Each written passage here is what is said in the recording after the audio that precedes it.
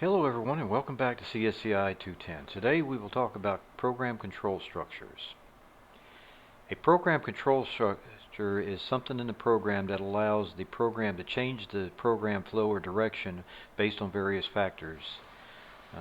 There's a lot of examples of these in actual life where, for example, whether you go through a stoplight or not hopefully depends on whether it's green or not. And that's one of the processes that I talk about that a program control structure mimics. It may be industrial processes or it may be a simple thought process.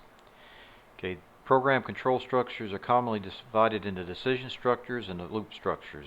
Decision structure branches out depending on what decision it makes. A loop structure basically does something over and over again, something that computers do really well. Okay, here's a non-computer example of a decision structure. By the way, this particular one is not recommended, but it imitates the thought process of a lot of us who were going to college back when I went through college. And what happens is the question is, what should we do this evening? Well, we flip a coin. Heads, we watch TV. Tails, we study. Like I said, not recommended, but it was unfortunately a lot of times the case. Now, the equivalent of that is what's called an if-then-else structure, because that's when you write it out in text, that's what you see. Now, sometimes you don't have two alternatives, sometimes you have three. So let's go back and update that decision process such as it was for modern times. Okay, you flip a coin. Okay, not only can you watch TV now, you can binge watch TV. You can do that for heads. For tails, you can play video games. If it lands on this edge and stays, you can study. Like I said, not recommended. Now, the computer equivalent of that is a case statement where you'll have 3 or 4 cases and the computer will branch off in different directions because of that. Okay, so these are decision structures. We also have a loop structure. Loops being something that computers do well. They don't get tired, so they can do something over and over and over and over again and not get tired of it. Okay, let's look at a non-computer example of a loop. Okay, you get to work. Is the boss looking? Well, if the boss is looking, of course, you work furiously. You keep on doing until he doesn't, and then you go drink coffee. Again, not a recommended, but unfortunately a typical case.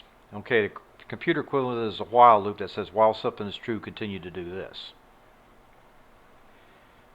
Okay, you have another type of loop that's called a for loop. And what happens is you're having some friends over from dinner and you need to serve some iced teas. Okay, let's just suppose for sake of argument there's 6 people there.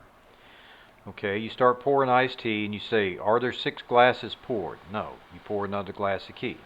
You keep on doing that.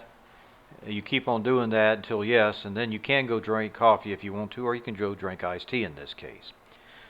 Okay, so this is a for loop. This is another non-computer example of these, and this is an example of computers imitating the processes that we do in life.